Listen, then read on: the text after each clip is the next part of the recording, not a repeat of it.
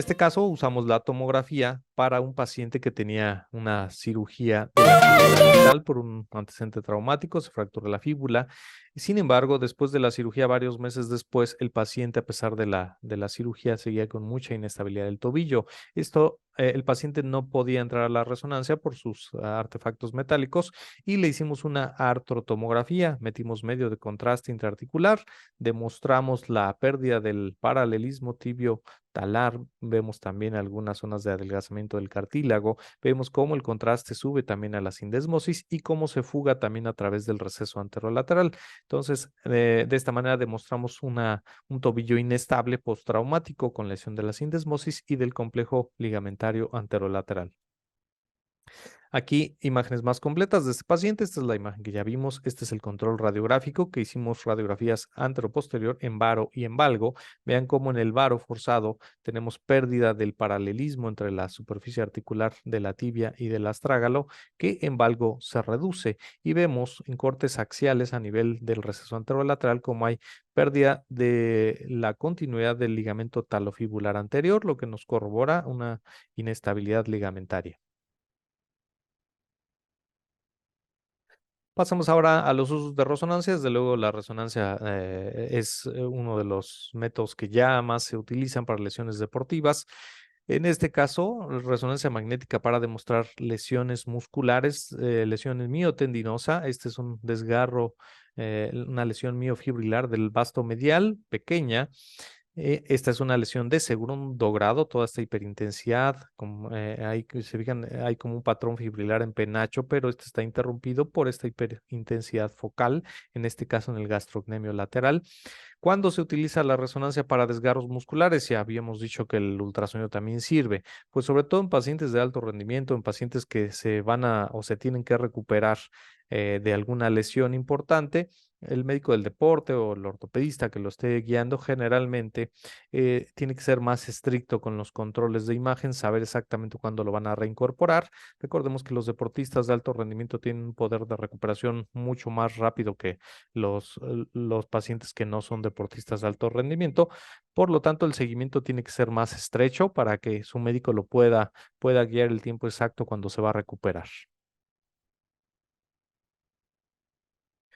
Aquí varias imágenes de resonancia que nos sirve también no solo para lesiones musculares, lesiones tendinosas, fracturas ocultas, edema trabecular, fracturas que no se ven en los rayos X en la tomografía, en la resonancia sí las ve, colecciones de tejidos blandos. Vamos a ver aquí un ejemplo de una resonancia de tobillo donde vemos cortes sagitales, secuencia STIR, cortes axiales, secuencia STIR. Esto para demostrar una lesión ligamentaria. Vean este ligamento talofibular anterior que tiene líquido circundante, está engrosado, está ligeramente laxo, es una lesión de segundo grado. En este caso, imágenes de una paciente de resonancia. En este paciente metimos contraste intraarticular para demostrar cómo el contraste sube a la sindesmosis. El criterio del libro es que el contraste no debe subir más de 7 milímetros. En este caso está subiendo hasta 20 milímetros, es una lesión de la sindesmosis. Y vemos también cómo el ligamento talofibular anterior se demuestra adelgazado, laxo, como insuficiente. Esto coincide con la inestabilidad que tiene el paciente derivado de una lesión en inversión forzada. La resonancia también nos sirve para demostrar discopatía, no solo la inestabilidad intervertebral, sino también para demostrar cómo estos discos L4, L5, L5, S1 tienen menor señal y altura que el resto. Además, se acompañan de hernias discales. En el caso de L4, L5 tenemos una protrusión discal posterocentral y posterolateral izquierda que está condicionando raquiestenosis, estenosis del conducto raquimedular, engrosamiento de los ligamentos amarillos, hipertrofia facetaria y comprimiendo algunas raíces emergentes. Aquí un ejemplo de una resonancia de rodilla en corte coronal, secuencia STIR, donde vemos una zona de edema óseo en el cóndilo lateral, acompañada también de una zona de edema óseo en los cortes axiales y luxación de la patela en sentido lateral. Esta luxación patelar es muy frecuente en pacientes que tienen disfunción troclear, que tienen una patela anormal, una patela que no se adapta bien al surco intercondilio. Los pacientes suelen tener luxaciones de repetición, sobre todo cuando son deportistas de alto rendimiento, como aquí la imagen de recordar a este gran futbolista, Ronaldo el Fenómeno, que así tuvo una lesión en vivo en un partido en Italia, con el Inter de Milán, una luxación patelar lateral que lo dejó fuera varios meses. En este caso, la resonancia para demostrar lesión ligamentaria del ligamento cruzado anterior. El ligamento cruzado anterior es el ligamento que más estabilidad da a la rodilla. Entonces, cuando se rompe en lesiones en valgo forzado, aquí está esquematizado el ligamento cruzado anterior, se pierde la estabilidad de la rodilla. Esto genera lesiones condrales, lesiones meniscales, inestabilidad permanente. Esta lesión es solo de resolución quirúrgica, por eso es importante diagnosticarla muy bien. Aquí, para demostrar fracturas ocultas o una periostitis, no solo tenemos edema del hueso, sino también tenemos edema perióstico. Esto se da generalmente en pacientes corredores que someten a sus tibias a mucho estrés, de tal manera que de repente empiezan a tener dolor, pues porque está sufriendo una fractura oculta esa tibia, y solo con resonancia lo podemos demostrar de esta manera. Este caso muy interesante para demostrar incongruencia articular. Esta es una resonancia del codo en un paciente de 8 años que sufría luxaciones recurrentes de codo. De hecho, ya el codo ya lo traía un poco deforme. Su médico decide hacerle estudio radiográfico y resonancia, donde se demuestra que la cabeza del radio tiene morfología convexa, no cóncava como debería ser. Debería ser cóncava porque se tendría que adaptar al cóndilo del húmero. No es cóncava, es convexa, derivado de tantas luxaciones. Entonces, esto hace que no pueda tener una congruencia adecuada. Se acompaña de moderado incremento de líquido intraarticular. Aquí también para la resonancia para demostrar una lesión del cartílago de la superficie anterior del surco intercondilio. Estas muchas veces las pasamos por alto en los estudios radiográficos, pero en resonancia sí podemos ver el defecto del cartílago. El cartílago es esta capita gris. Tenemos también acompañado de una gran zona de ulceración subcondral, aquí demostrada. La resonancia también para ver derrame articular, en este caso en la rodilla, un corte axial donde vemos incremento del espacio retropatelar derivado de mucho derrame articular. Aquí tenemos todo el derrame suprapatelar, pero tenemos también otras dos lesiones, zona de edema óseo trabecular del cóndilo femoral, y tenemos también un desgarro del cuerno posterior del menisco lateral. Como podemos ver, la resonancia nos demuestra todo, por eso es uno de los estudios más socorridos. Y además le agregamos que no tiene radiación ionizante, por eso la resonancia ya es el estudio ideal para las lesiones complejas deportivas y en articulaciones. En este caso, una resonancia de muñeca para demostrar una lesión ligamentaria pequeña. Estamos viendo un corte coronal, secuencia SPGR post-contraste con medio de contraste interarticular, donde vemos paso del contraste a través del ligamento escafo semilunar que permite bañar todo el espacio intercarpal con medio de contraste. Estas lesiones pequeñitas muchas veces pasan desapercibidas cuando no se evalúan en el evento agudo. Solo con harto resonancia se pueden demostrar. Además, vean todo el edema trabecular que tiene de el radio distal. La periostitis, otro caso de periostitis en un corredor, donde podemos observar incremento de la señal del periostio con una zona de edema óseo trabecular en la tibia. Como les había comentado, estas lesiones de la tibia distal son comunes en corredores, generalmente previo a un sobreesfuerzo.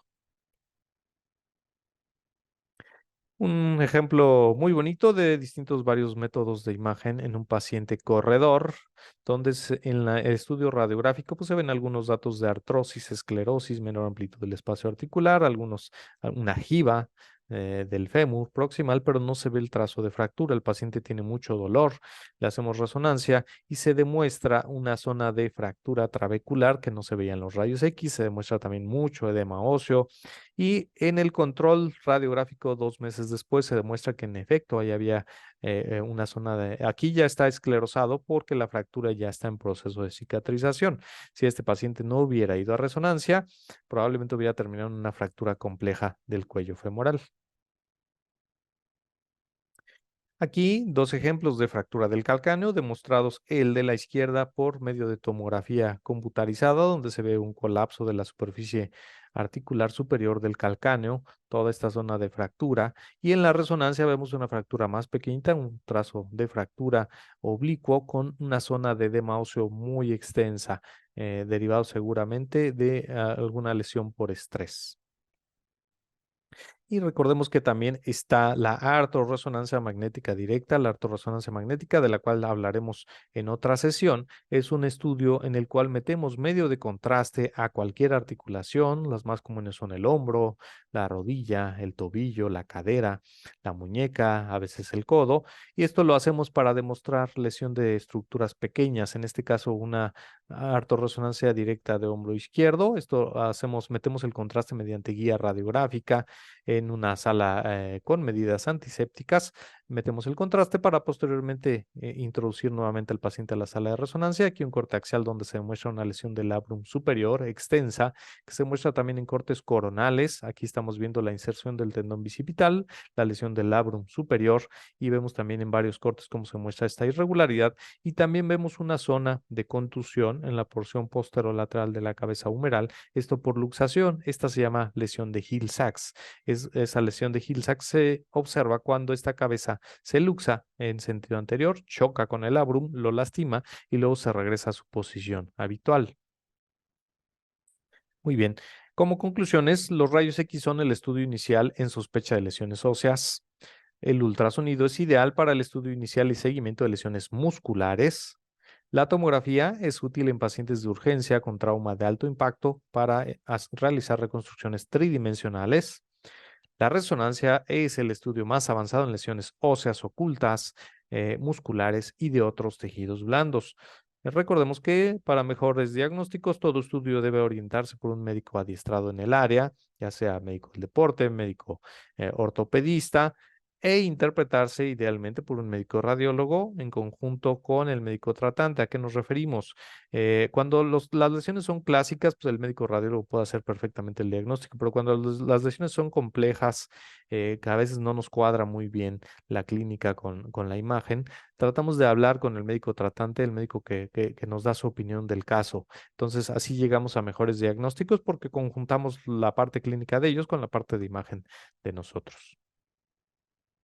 Muy bien, hasta aquí es la sesión de lesiones deportivas. Recuerden que posteriormente estaremos hablando de lesiones más avanzadas. Tenemos un capítulo donde hablaremos de la patología de columna lumbar, tenemos un capítulo donde hablaremos de la artorresonancia, etcétera. Muchas gracias, hasta luego.